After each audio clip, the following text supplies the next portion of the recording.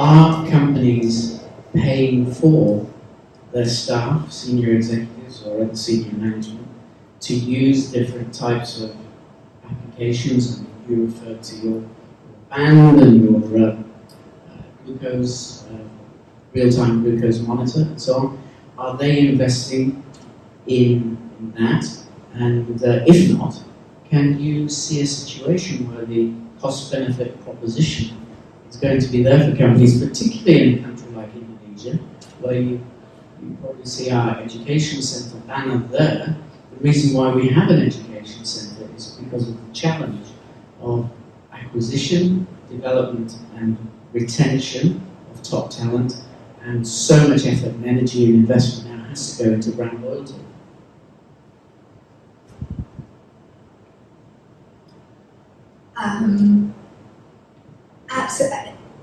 Absolutely. I think, in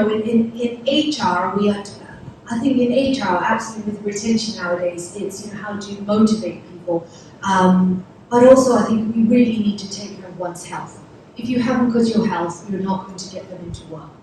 And I think with the digital technology, if we can, I think we're talking about different generations, we start adopting the wearables. If you feed that into an AI, a digital platform, it allows them to look at their own health. You don't need them in front of a doctor. With the fitness and health coaches that I talk about, you can actually communicate and keep in touch with them and keep them motivated. So if you have someone who can look at their health, their exercise, their fitness and their nutrition and their mental health, all on one platform or on platforms, you can actually engage your community, you can engage your staff and keep them on that health track to keep them at work, well, not necessarily at work, but keep them working. So, yes, and when we talk about HR, we're talking about scale, right? So if you say go to the doctor, you're taking them out of work, you need to put them in front of a human.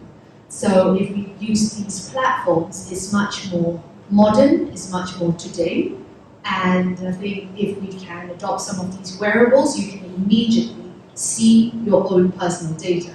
All the other tests it's talking about are tests, but your data, like your sleep, your blood sugar monitoring, that is your own data. And if I may, I will share a little bit about blood sugar monitoring. You'll say, why do I want to know that? May I go into a little bit of medicine if you're interested? Right, why do I want to know what my blood sugars are?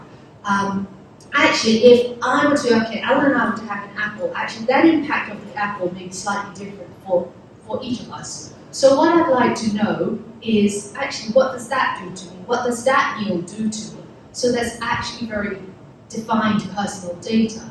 So I can actually measure my blood sugars before a meal, 15 minutes or 2 hours after a meal, and know the impact of that. So when you have that data, it keeps people engaged with their health. And that's where nutritionists, health coaches, and they often are on these platforms, can actually give you advice. So if you engage someone with their health, you keep them healthy, you keep them working, and you keep them interested, and you're invested.